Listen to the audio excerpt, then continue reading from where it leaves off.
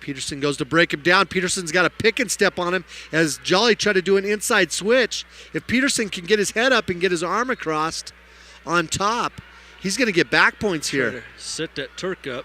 Oh. Jolly just pulls him all the way through. Petterson picks him up in the air and slams him back down to the mat. They hit that pick and step on the way down.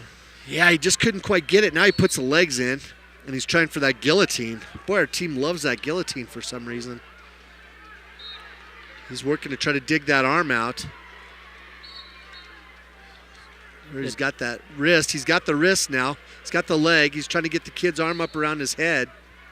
It takes a long time to get that guillotine set up correctly, and usually just about the time you have it, the ref calls it for potentially dangerous, and you start over again. I think that's one of the reasons you don't see it very much in the placing rounds at the state tournament. So there he goes. He's working on that guillotine again. Jolly's down on the mat. Now Petterson's got it behind his arm. Ververs is over there. If Petterson can take his right arm and reach around Jolly's head, that's a safe position to be in, and Ververs will let that continue. But Petterson's got the arm around his neck, and his right shoulder was actually tucked underneath. And now Petterson reaches around his head without being on the other side of his arm, and with that move, that's not going to work. So he has to give up on it. Jolly chose down. It's his job to try to get away. I'm sure Petterson would love to end this second period tied 0-0 so that he could choose down, because he knows he can get away from anybody. And he has this year. Yeah, he's quicker on the draw than anybody on that bottom position. So he's just laying on top. He doesn't have the leg in anymore. He's got a one-on-one with his left hand. He's trying to slap a crossface with his right hand. They're right in the middle of the mat. 7 seconds, 6 seconds. He's been laying parallel on him this whole time. There's not a stall called, though, as the period ends, and it's going to be Jaron Petterson's choice, and it's 0-0 against Caleb Jolly from Olathe, a 33-10 senior. And Petterson's got 2 minutes to score. So the line of thinking is, so do you go really fast and try to score very quickly? Or do you hang out, make it look good, and score when there's not very much time left in the period and not enough time for the other guy to score on you? So there's a lot of strategy associated with it. Over here on mat 2. Yeah, Carson Reese is up now, taking on Diego Reyes of Rocky Ford. And if I remember right, Reyes was ranked number 1. Yep. I'm going to have to look. He got knocked off by Casey Turner of Meeker. Yeah.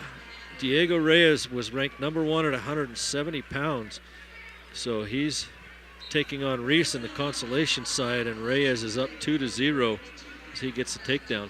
Where was Casey Turner ranked before coming into this tournament, if it's on there? Because he doesn't have very many matches. He must have been hurt. Maybe he wasn't even ranked. I don't know. I don't even see. Oh, Casey Turner was ranked 3rd. Yep. So he's tougher than nails, but that was an upset. And he just got the pin over Carson Reese. So unfortunately for Akron, he was their sole survivor, and he's going to watch tomorrow night. But the Rams brought a bunch of young guys down here. And Reyes picks up the pin in the first period over Carson Reese of Akron, and Reese's tournament is done. So Jaron Petterson, he's balled up on his knees over there as Jolly's trying to control his wrists. And there's 1 minute and 2 seconds left. So Jaron's smart. He knows he's in the driver's seat here. Hopefully he doesn't wait too long, because I don't think we want to go back on our feet, even though Jaron had several good shots in the first period. It'd be nice if he could put this thing away right now.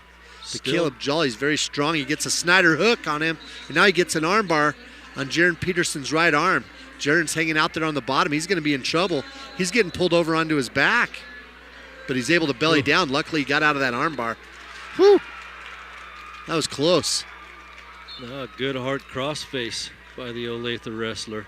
Yep, Caleb Jolly's going for that crossface cradle. Petterson comes up to his hands and knees. I don't know if this is the best thing to do here when he's got that cradle, because he's going to get cradled up. Jolly reached over the top, put his head on the mat, and tried to cradle him up there. Now he's going for the pick and step. Now he goes back to the cradle, and Petterson's got to make something happen here. Petterson roll was almost right there. 13 seconds left, 12 seconds. Petterson needs to hurry up. He's got to hurry. He's got a shot at the reversal here if he can go into that Granby. He's trying to go got Granby it. with him. Oh, it's Swims. right there. If he can swim his arm across, it's going to be 2. Oh, and there's the end of the third period. They're going to go to overtime. Yep, if he could have swam his left arm across his belly, he had both arms around Jolly. Jolly was seated, and he had both arms around Jolly's left leg. And if he could have swam his left arm across his belly, he would have had the reversal. So the whistle already blew. 54 seconds, 53 seconds. The takedown's going to win it. Gut check time for these two seniors. That's the first shot by the Olathe wrestler all match, and he has to back out. Has Petterson in a front headlock. Petterson trying to reach through with a, and Petterson gets thrown to his back and just lays there and gets stuck. He knew he was done. He tried a little short fireman and ended up on his back. And Jaron Petterson's career as a high school wrestler is done. Yeah, it was right there on the edge of the mat, too. It's a tough place to give that up. But he wrestled hard. He took his last match into overtime.